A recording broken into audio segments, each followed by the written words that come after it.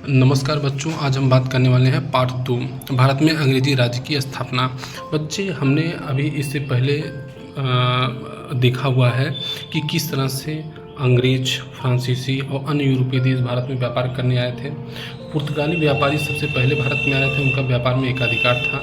लेकिन धीरे धीरे हम देखते हैं कि अंग्रेज इतना जो है कि व्यापारी इतने तेज़ी से आगे बढ़े भारत में कि उन्होंने जो है पुर्तगाली व्यापारियों को भारत से खदेड़ के बाहर कर दिया।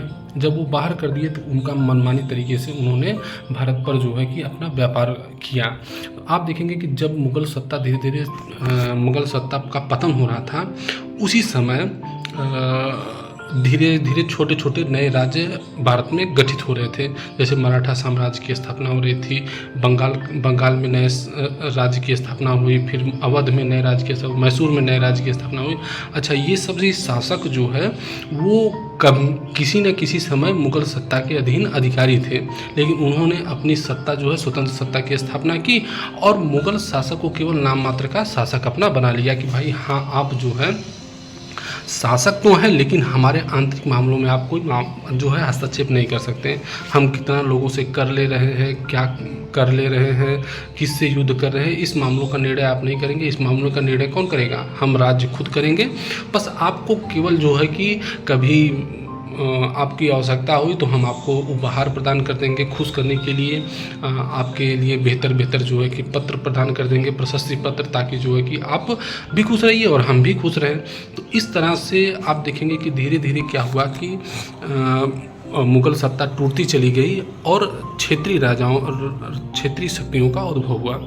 और क्षेत्रीय शक्तियाँ जो है एक दूसरे से आपस में लड़ती थी। अब जब एक दूसरे से आपस में लड़ती थी तो वो सोचती थी कि यूरोपीय जो सेना है वो हमारे पास आ जाए, दूसरा सोचता था यूरोपीय सेना हमारे पास आ जाए। तो जिस ओर वो यूरोपीय सेना पहुंच जाती थी, उस ओर क्या होता था कि नवाब की शक्ति बढ़ जाती थी और दूसरे जो नवाब होते थे उनको पराजित करने में उन्हें आसानी होती थी। तो इस तरह से आप देखेंगे कि तोड़ो और राज करो की नीति जो है अंग्रेज़ों ने शुरू से ही प्रारंभ की। आप देखेंगे कि व्यापार में हमने देखा था कि पहले भारत से जो है सूती कपड़ा, रेशमी कपड़ा, जो है कि मसाला, ये सब व्यापार होता था। लेकिन जैसे ही वहाँ इंग्लैंड में औद्योगिक क्रांति हुई, बड़े बड़े उद्योग स्थापित हुए, तो उद्योगों की सबसे प्राथमिक मांग होती है बच्चों कि हम वहाँ आप जो है कच्चा माल लेके आइए, तभी न उत्पादन कर पाएंगे किसी चीज़ का। तो कच्चा माल अंग्रेज़ों को कहाँ से आता था? तो उन्होंने क्या किया कि भारत को एक बड़ा, उस समय जो है बहुत ही खेती किसानी में संपन्न राष्ट्र था, तो उन्होंने क्या किया कि भारत से क्या किए, कपास जो है कच्चा माल के रूप में, फिर नील जो है, फिर चाय, इन सबको इंग्लैंड ले गए। इंग्लैंड जो है कि वहाँ पर इनकी प्रोसेसिंग होती थी, वहाँ प्रोसेसिंग होकर जैसे सूती कपास से कपड़ा बनता था, सूती कपड़ा बन रहा है, रेशम से रेशमी कपड़ा बन रहा था, भेड़ों के ऊन से ऊनी शाल वगैरह बन रही थी। तो इन सब को पुनः जो है कारखाने में बनाकर फिर भारत को वो लेके आते थे और भारत में यहाँ पर जो है महंगे दामों पर उन वस्तुओं को बेचते थे।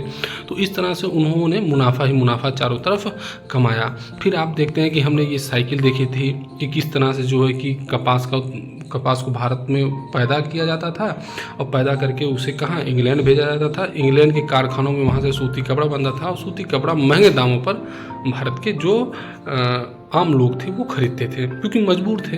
तो आगे आज हम देखेंगे बच्चों कि आगे हम कैसे जो है कि कंपनी का विस्तार होता है। ईस्ट इंडिया कंपनी नील, कॉफ़ी, चाय के बागान भारत में लगाती थी और इन फसलों को सस्ते दामों में खरीदकर अपने जहाज़ों से इंग्लैंड के कारखानों में भेजती थी। देखिए बच्चों, जैसा कि हमने पहले ही बताया है कि नील की खेती ये करवाते थे, पौधा उनका लगता है, कॉफ़ी के पौधे लगवाते थे, फिर चाय के बागान, बड़े बड़े चाय के बागान जो है अंग्रेज़ लगवाते थे, लगावत रहा है कि ताकि जो है कि हम लोग अपन वस्तु का करी, वस्तु कच्चा माल यहाँ से उत्पादन करवा सकी और कच्चा माल जब उत्पादन हो जाए तो ओके सस्ते दाम पे हम खरीदब। अंग्रेज व्यापारी सस्ते दाम पे खरीदें और ख़रीद के अपने जहाज़ में लादें और लाद के लेके चलिए कहाँ, इंग्लैंड। और इंग्लैंड में जब वहाँ लेके चलिए आए तब एक आगे देखा क्या करें। अंग्रेज इंग्लैंड के कारखानों से तैयार माल जैसे कपास से कपड़ा, चाय पत्ती, कपड़ा रंगने के लिए तैयार नील आदि जहाज़ों के माध्यम से भारत एवं यूरोप में अधिक दाम में बेचते थे। भाई कच्चा माल ये सब लेके गइलन हुए इंग्लैंड जो उन्हों की का कैलन, कपास से कपड़ा बना देलन, चाय से चाय पत्ती बना देलन, और जो नील ले यात्रा है ओके जो उन्हों की रंग नीला जो उन्हों के केमिकल बनाए के ओकर पैकेजिंग वगैरह करके ओके नील के रूप में ओके भारत भी लेके आवे और अन्य यूरोपीय देश में भी महंगा दाम पे बेचे शुरू कर देना। तब इसे का भल कि दुगना जो है कंपनी के लाभ होने लगल। एक तो उन्हें सस्ता दाम पे ये कच्चा माल लेके जाएं, दूसरा जो है फैक्ट्री में इंग्लैंड के फैक्ट्री में उत्पादन हो तो फैक्ट्री में जो भी लोग के रोजगार मिले, फैक्ट्री मालिक के भी लाभ मिलल। अब वो जब वस्तु फिर पुनः भारत आए के बेचे तो ओकर भी रेट बहुत हाई मिले। तो इस तरह से कंपनी के चारों तरफ से ओकर जो है कि लाभ ही लाभ रहा है। उन्होंने व्यापार की यह सब चीज़ें लाने व ले जाने के लिए रेलवे लाइन, सड़कें, दूर संचार आदि की व्यवस्था की। इससे व्यापार में तेज़ी आई और उनका दिन प्रतिदिन मुनाफा बढ़ता गया। देखिए बच्चों, जब क्या होता है कि आप मान लीजिए भारत बहुत बड़ा देश है तो यह कारण जो है कि जब मान लो पश्चिम बंगाल से कोनो सामान लेके आवे के हो, महाराष्ट्र से कोनो सामान मंगावे के हो, गुजरात से कोनो सामान ले आए के हो, उत्तर प्रदेश से कोनो सामान ले आए के हो, तो सामान ले आए खातिर तोहे का घोड़ा गधा तो लेकिन जाबा बहुत सामान हो तो ओकरे खातिर क्या करबा, रेल की पटरी बिछावा, ट्रेन चलवावा, फिर वहाँ सड़क बढ़िया बनवावा, फिर जोनों की माल कहाँ पहुँचल, कहाँ आयल, कहाँ जोनों लदत हो कि ना हो, ओकरे खातिर टेलीफोन की व्यवस्था करवा। ई कुल व्यवस्था के कैले अंग्रेज आए बात कैलन कि ताकि जोनों की अधिक से अधिक कच्चा माल भारत से हम बंदरगाह तक लाई। जैसे मुंबई बंदरगाह उसमें रहा है, फिर कोलकाता बंदरगाह रहा है, फिर मद्रास बंदरगाह रहा है, वह माल लदाए और लदाए कहाँ जाए, कच्चा माल इंग्लैंड जाए, और इंग्लैंड से फिर पुनः जो है कि बनावल कपड़ा जैसे बनियल चाय की पत्ती पैकेजिंग वैकेजिंग होके फिर भारत आवा। फिर भारत से जो है कि पूरे भारत में ओकर डिस्ट्रीब्यूशन हो के जो हो ओके फिर आम लोग खरीदे महंगे दाम पे। तो यह तरह से व्यापार ये सब के चलत रहा है। तो यह तरह से जब व्यापार चलल तो उसे का भल कि जब रेलवे के निर्माण हुई, सड़क बढ़िया बनिए, तो दूर संचार के साधन मतलब टेलीफोन बढ़िया हुई, तो ऐसे का हुई कि व्यापार में बहुत तेज़ी से वृद्धि भइल।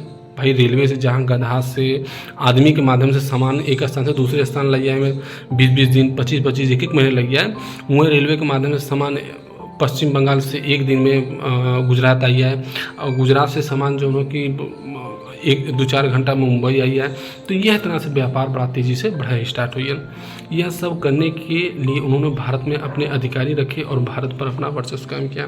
भाई ये सब करने के लिए रेलवे बिछाने के लिए भी भैया अधिकारी रखे के पड़े, कर्मचारी रखे के पड़े, ताकि जो है कि वो सब बेहतर तरीके से काम कर पावे। नहीं भारतीय जो है उपद्रवी है ना, उखाड़ के कईयों फेंक दिए, तो नाते उन्हें अपन अधिकारी नियुक्त किया।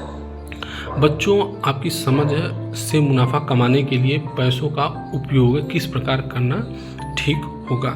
पैसों को घर में रखना, बैंक में जमा करना, सोना चांदी खरीदना या उद्योग में लगाना, विचार कीजिए। बच्चों, ये आपको प्रश्न पूछा हुआ है कि भैया अगर तुम्हारे पास ढेर कुल पैसा हो तो क्या करबा, तू घरे में रखे रहा पैसा। भाई घरे में पैसा रखे रहा तो अंडा तो होना है कि जो हो कि आज एक ठे हो तो कल 2 ठे, कल 3 ठे यही, ऐसा ना हो। पैसा जो रुपया घरे में रखबा वही उतने रुपये मिली।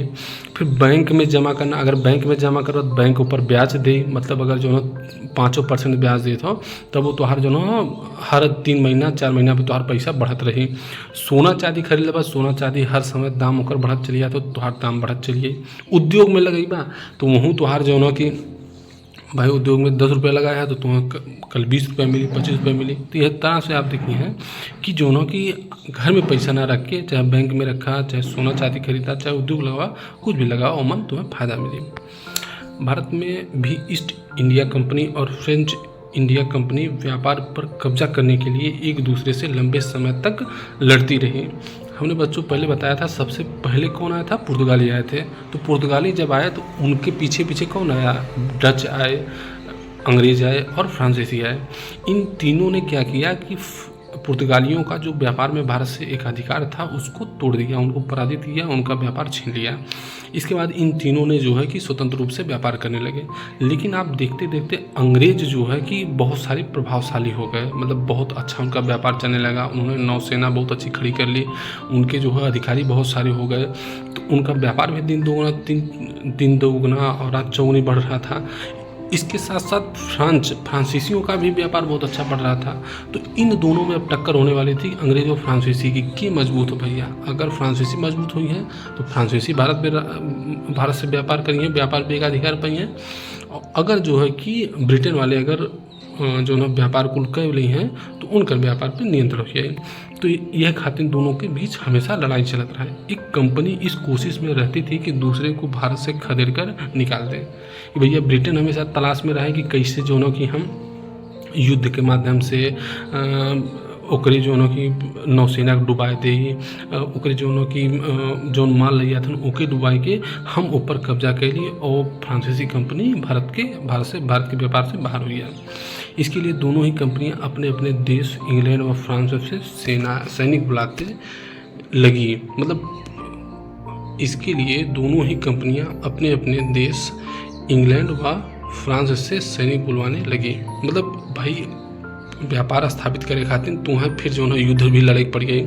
तो युद्ध लड़ाई खातिर फ्रांसीसी भी और जो है कि ब्रिटेन भी अपने देश से सैनिक बुलावे लगल, तोप मंगावे लगल, बंदूक हथियार मंगावे लगल, कि ताकि युद्ध हो तो आर पार की लड़ाई हो, चाहे हम जीती और चाहे ये जीते। तो यह तरह से आप देखें कि फ्रांस और जो है ब्रिटेन अंतिम जो है कि अथवा रहा है, शक्ति रहा है, जो दोनों एक दूसरे से लड़त रहे हैं।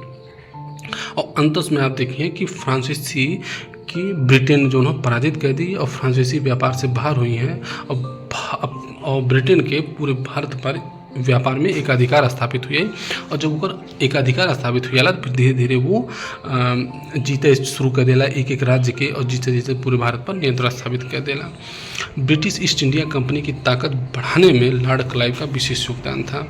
लॉर्ड क्लाइव वही व्यक्ति था बच्चों जो एक समय ब्रिटेन से चला था घड़ी बेचने वाले के रूप में। वो आया यहाँ पर जो है घड़ी बेचते बेचते वो फिर कंपनी में वर्कर के रूप में काम करने लगा।